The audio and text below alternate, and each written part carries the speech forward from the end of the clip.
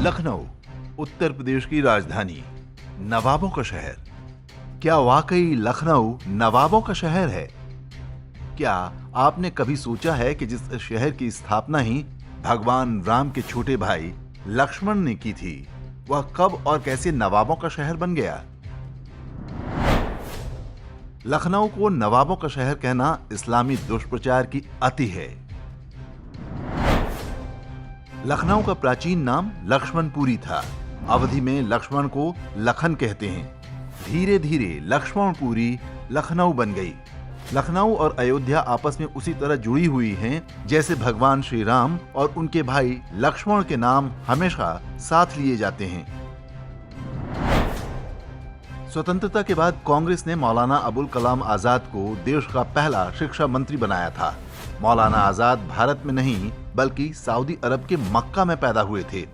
वे कभी स्कूल नहीं गए, घर पर रहकर पढ़ते थे, जहां मदरसे का मौलवी आकर उन्हें आसमानी किताब पढ़ाता था। ये वही किताब है जिसमें बताया गया है कि धरती चपटी है और जो लोग उनके अल्लाह को नहीं मानते उन्हें कत्ल कर दो। उस जमाने में जो स्कूली किताबें तैयार की गईं, उनमें हर जगह बताया गया कि लखनऊ नवाबों का शहर था। बड़े मनोवैज्ञानिक तरीके से हिंदू बच्चों के दिमाग में यह झूठ भर दिया गया।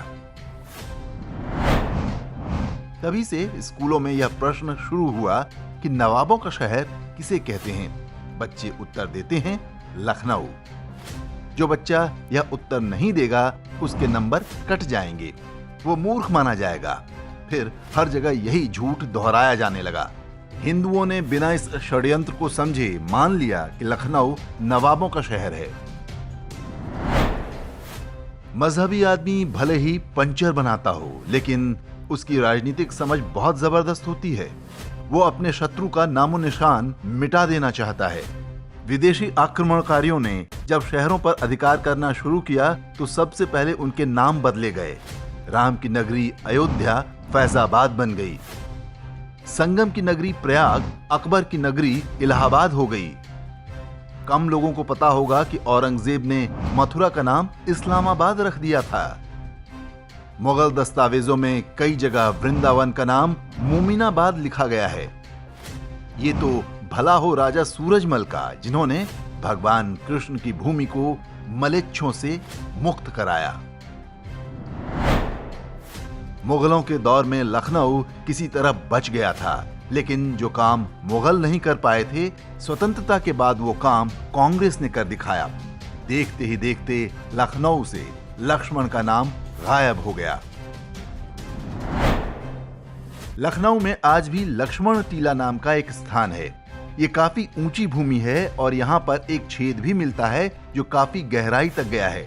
हिंदू लोग प्राचीन काल से इस छिद्र पर फूल और जल अर्पित करते थे। यह मान्यता है कि यह छिद्र शेषनाग तक जाता है। लक्ष्मण को शेषनाग का ही अवतार कहा गया है। आज उस स्थान पर एक मस्जिद बनी हुई है। इसे टीले वाली मस्जिद कहा जाता है। इसी के सामने अब लक्ष्मण जी की मूर्ति बनाने की बात चल रही है। आक्रमणकारियों की संतानें उसका विरोध कर रही हैं। ये वही लोग हैं जिन्होंने कभी पाकिस्तान बनवाने के लिए वोट दिया था, लेकिन जब पाकिस्तान बना तो वहां गए नहीं बल्कि यहीं रह गए।